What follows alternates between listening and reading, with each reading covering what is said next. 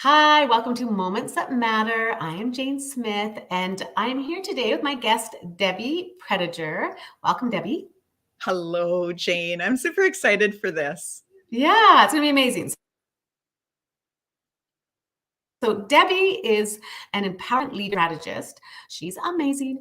She lives in Alberta, Canada, on a fifth generation ranch with her husband of 30 plus years. Together, they've raised twin boys who are now grown, and she has three grandchildren. And I heard one on the way too. And who she loves to spend time with. Debbie loves to travel. She loves adventure. And she loves collaboration with fun, big thinking world changers. Oh, love that. So today, Debbie is going to share a moment or experience that when she stepped into her authentic self and used all her superpowers to create a life she loves. And I am just really excited to hear this because we all want to live our authentic self, like our life, and use our superpowers that we all know are there, but we don't access them. So I'm excited to hear a moment in your life, that changed the way you thought, and that is now helping you. So, Yeah. yeah. Thank you, Jane, for this opportunity. And as you said, when you're talking about a moment that matters, it's like all these moments come up, all these pivotal moments, and you're like, which one do I choose? And the one that I'm going to talk about today was a time when my body actually told me enough was enough. It really, I was doing for everybody and I was being everything that I thought everybody else wanted me to be. And my body actually shut down. And the doctors couldn't figure out what was wrong. And they did all of the tests and everything. But I finally started listening within. I was searching outside of myself for all the answers with the doctors, the medical system, and everything else. And it wasn't lining up. So I really started to listen. And I heard a whisper in my ear that said, "Who are you? What do you love? What matters to you most?" And it was shocking to me that I couldn't answer that. Oh, wow. Simple questions that should be just roll off. And I had been living my life for everyone else on automatic mode, and I couldn't answer those questions. Oh my goodness. Debbie, that is like so many women, right? Because we do for everyone, do, and we forget about ourselves. So Yeah. did you actually were you physically sick, like not healthy? Yeah. I was physically sick. I was having headaches all the time and tension and it started with pain through my body, and they couldn't figure out where the pain was coming from. And they did all these tests and basically said to me, "Well, there's nothing wrong with you. It's all in your head." And I went, "Okay." Like, so what's the solution? Which the solution to the doctors was take this pill and go away. And I'm a Yeah. retired nurse, so I love the medical field, but that wasn't going to work for me. Number one, I couldn't take medication. I got physically ill when I took medication, and I'm so grateful for that now. So it sent me down a road of discovery, and that discovery was about self, but it also was a discovery of what was the root cause, what was actually happening. And now, I can fast forward and it's so easy to see what was the answer, but then it was full of confusion and frustration and fear and all of these overwhelming thoughts. But I'm so grateful for that moment because it took me to a place of discovery. And that was, what is the root cause? What is my body actually trying to tell me? And how do I listen so that I can live the life that I would love? Wow. So that I love this. Totally love this because it's that inward journey. Like we're always looking outside ourselves, like what can I change outside to make me better? But when you start to go inward and realize it's up to you to change and how you're thinking, right? Absolutely. Wow. So how long ago was this? Like how This were your kids this young or was it? probably within the last 15 to 20 years, somewhere. I haven't pinpointed that date, but I was still working as a nurse. So maybe it's even longer than that. So anyway, interesting when you say, how long was that? Time just compresses, right? So I Yeah. went Yeah. on this journey, Jane, of really obsessing with how do we create the life we'd love? What are our limiting beliefs around what is possible for me? what must I do? And I realized that I was living in this fear-based do mode. And I wasn't actually even thinking about what would I love. So it was more of a survival mode. And when I got really looking into energy work and how the brain works and our limbic system and all of the limiting beliefs and how trauma actually gets trapped in the body, I realized that I had been running. No wonder I was searching for answers outside of myself, because I felt like I was safe with someone else's knowledge helping me. I couldn't depend on myself, right? Yeah. Why would I listen to within? That guidance hadn't ever done me well. So I had to rewire and retrain and really get into it. So I geeked out on the brain. I geeked out on how our body keeps score and how it really does hold trauma until we're ready to look at it and then intentionally release it. And I also got really obsessed with what our limiting beliefs are telling us, like the story of, well, that's not possible for me because. So whenever we say things like, you should do this, or but it won't work for me, like that's already in excuse mode. That's a real good hint that there's something else inviting you to look deeper into that so that you can intentionally choose. And so, it finally, the next moment that matters, when I was trying to figure it all out, I was still up in my logical brain trying to figure it out. And when I dropped down into my heart and heard the thing that Tony tells and so many others say, that this is happening for you, not to you, it finally resonated. I'd heard it a million times, but it finally just knocked me right here in the chest and said, yes. And so all of a sudden I could see the gift in all of those things, all of that trying to figure it out, all the pain that my body had, everything was an invitation for me to go deeper and learn, and then truly love and accept myself on a deeper level. Wow. See, okay, so that and what Tony Robbins and a lot of the leaders say. So it's like, okay, what was it you said? This is happening for you, not to you. And I love that, because I also am like, that is it's how you want to live your life. You want to know that life is not happening. It's not coming at you. You are actually in control of it. But I had the same thing happen, and it was a different line that I had always read. And I think it was by Jim Rohn, and it was, for things to change, you have to change. For things to get better, you have to get better. And I actually didn't understand that for years, like years of personal growth. And I would read it and it would almost make me mad. Yeah. I thought, why should I change? Why should I change? Like, I'm the nice one. That's how I'd say. I wouldn't have hurt a fly, and yet this person is not is to this or to that. And if they would just change, chill or do this, everything would be fine.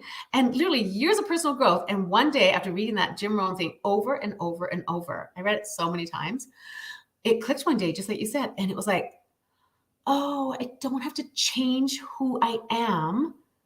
I have to change how I think and get stronger mentally, so that when I'm around someone that does something that maybe upsets me, I'm good. Like it literally clicked this day, just like you said. That did. I love that you said this example, because this is really what I do with my clients now, is I help them see that there's something that's knocking on the door. It's triggering you. It's frustrating you. There's something that that if you could just see it from a different perspective, everything would change.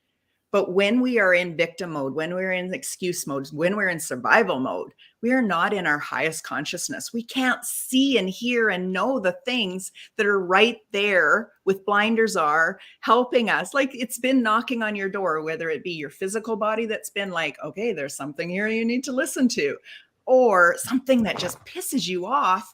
And you're like, I don't understand that. Why can't they change? So you made me giggle, because so many people can relate to this. But when you become more aware that there is something that's you're being invited to hear, see, and know from a different perspective, that's all it is a shift in how you see it, how you hear it, how you know it, how you embody it. And then all of a sudden you come from this empowered state, this, I totally can design the life I want, because it's my thoughts that create my reality. And I can control my thoughts because I can choose them, not control them from that old way. For me, the old way was survival mode. Well, I'll just stuff those thoughts down so that I don't think them, and then I'll be able to continue doing all the things. But the line got drawn in the sand, and the moment of like, that isn't working anymore, your body's shutting down, I had to really get curious on what I could do and what I could control. And it didn't happen overnight. One of the most empowering books I read, or for me, was Judgment Detox by Gabby Bernstein. Oh, wow. And I haven't read that one. And it's several years old. But what it did to me is it helped me understand that although I wasn't judging other people, I had very much compassionate for other people and their stories and how they were living their life. But I was so hard on myself. I was judging myself of what's wrong instead of what's good about it. Like, what could I do differently versus what do I choose? And so over time, I rewired and I changed the way I think. I can reframe anything. It's really hard for me to go back into that negative mindset where it's like, what's wrong? Well, no, what's wrong is only there for a second. So you can choose what you would love. It's just an invitation to just click, okay, redirect. And that's the empowering you part of what I do. It's not about what's great in my life or what I want. For my clients, it's always me empowering them to really see, hear, and know what their bodies are telling them. Yeah. Wow. So have you now, you worked as a nurse for how many years? Long time? Yep. Since I was right out of school. So. Okay. And so then you raised your boys, then you went through that period where your body was shutting down, and then you've gone within, you learned all this stuff. And I know it's like 7 years of like, it's me. I have to take charge of myself. No one has to change. I love it when there's actually quite a bit of freedom when you're like, you're all good. The whole world is good.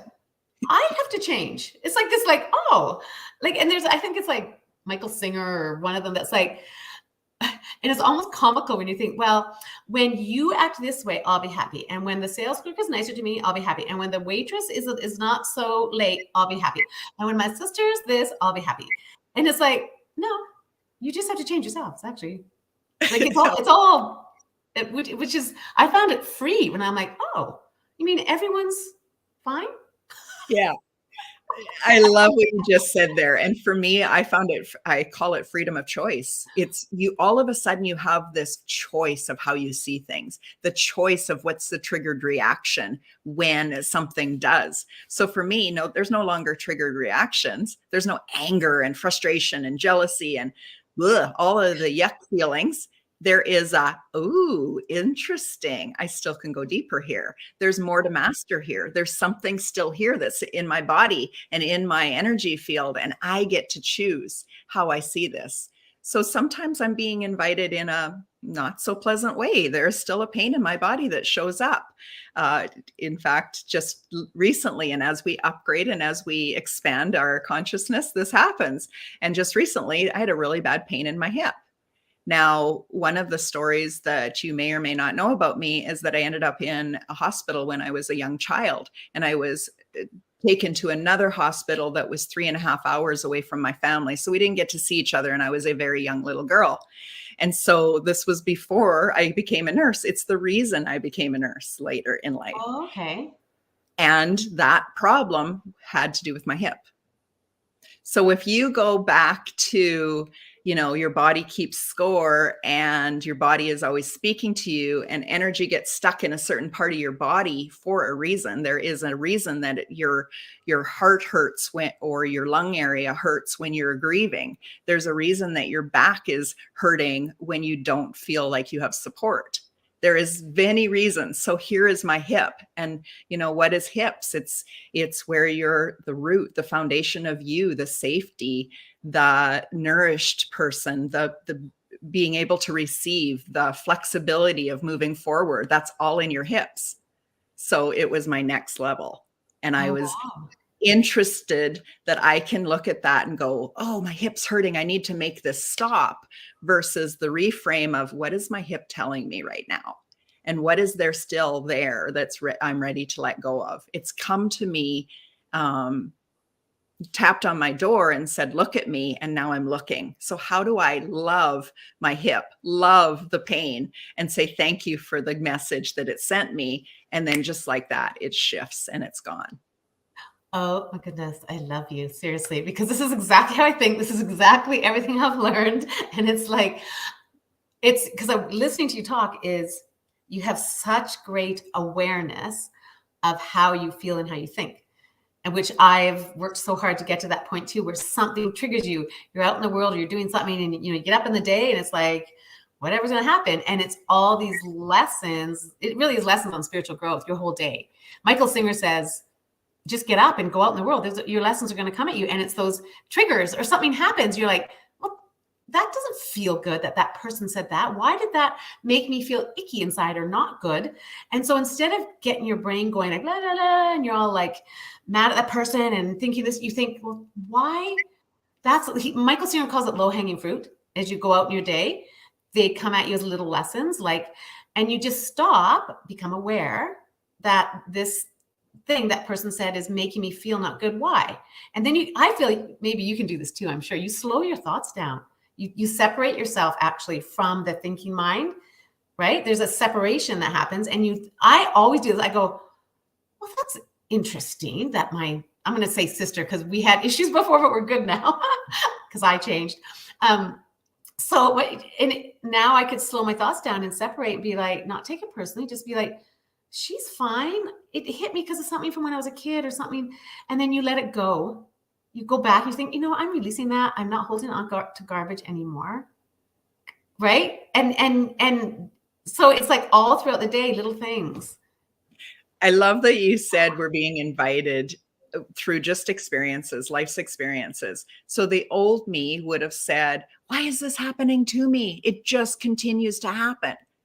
Versus now it's like, oh, that's so interesting. You just stay curious. And then you're like, okay, this is exactly what it's telling me. There was still something deeper. So we start at the surface where it's like, okay, I'm not going to judge people. Ooh, I was judging people. Okay, that's an awareness. And then it's like, wow, there's actually deeper.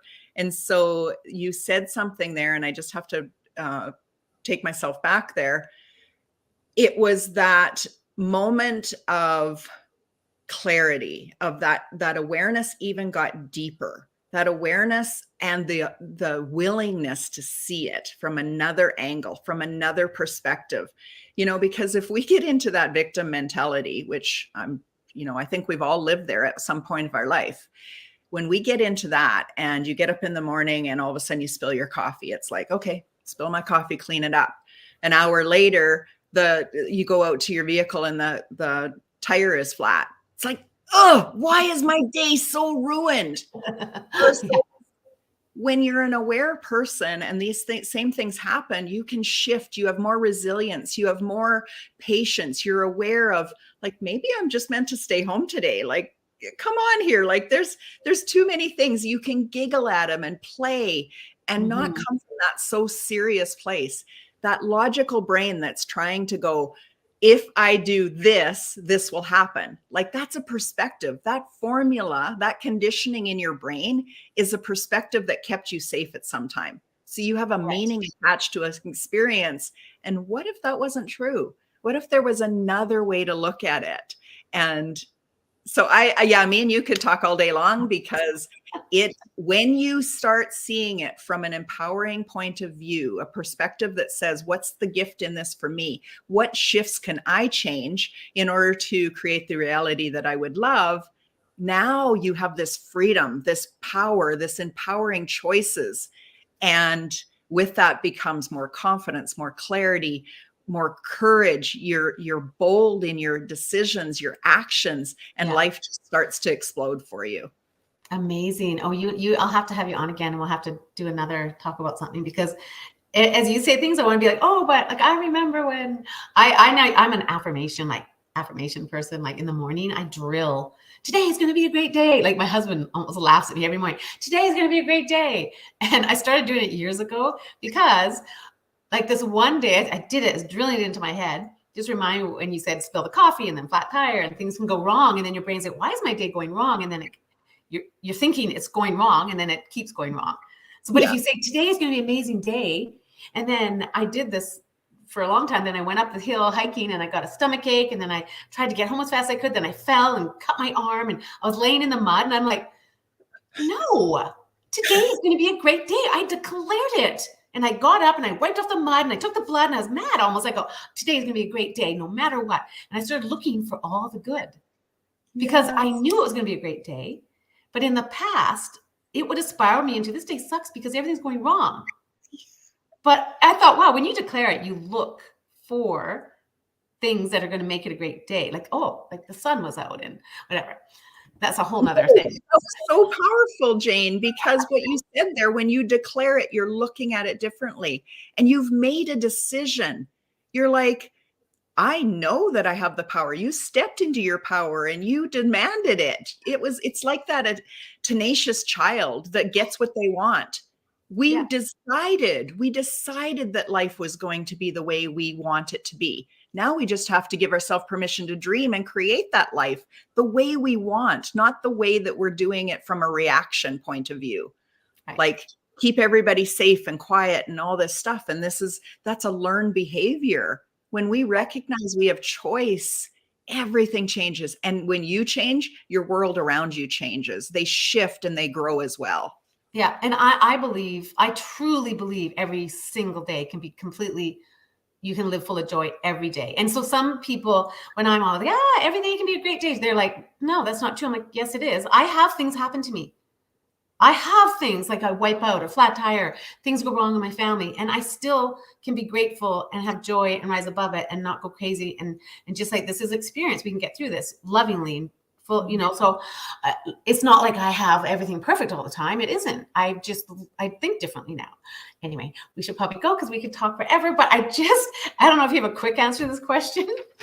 I'd like to ask, what meaningful message, if you could just give one quick message, you have like a minute left, one quick message, what would you like to share with the world? Like one empowering, like, know this. Or when you get to know yourself and who you truly are at the core, you do step into that unconditional love, because that's what you are, is love.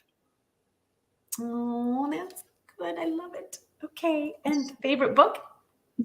Oh, I have so many right in here. I'm going to just say Judgment Detox, because it was the book that shifted and started this whole swirl of discovering who I am. Awesome. And do you have, the last thing really quick, do you have a favorite quote? Maybe it's the one Tony Robbins. Yeah, I think it's with Tony. It's that life is happening for you, not to you. Awesome. Thank you so much. So, Debbie, I would love for you to put in the comments if you have, do you do coaching where people can reach out to you, or a Facebook group? You can put in the comments if people want to work with Debbie or learn more about what she does. You can reach out to her personally. Yes. And so do I put those in the comments on the live stream or right here? You can put them in. You can go into Facebook and put them in there and share it. I would love to do that. Yes, I do coaching. I am an empowerment coach and business strategist. And it's really taking all of my life's experience of making things happen. So the do it mode and then the spiritual be it mode. And we've joined them together in this beautiful harmony of, if something's not working in your life, you've been told by the gurus that you just take step 1, 2, and 3, and this magic will happen. And it's not, you're like forcing. There's a gap, there's an incongruency between your belief system. And sometimes it's just energy blocked in your body, and we can release that, and then everything can just break free. So yes, amazing. I love doing that. Okay, amazing. Thank you everyone for watching. And you reach out for Debbie, and I'm going to have you on again because I think we could have a really, really good conversation. I think we're on the same. Always. Okay, thank you. Jane. Yeah, you're welcome. Thank you. Bye.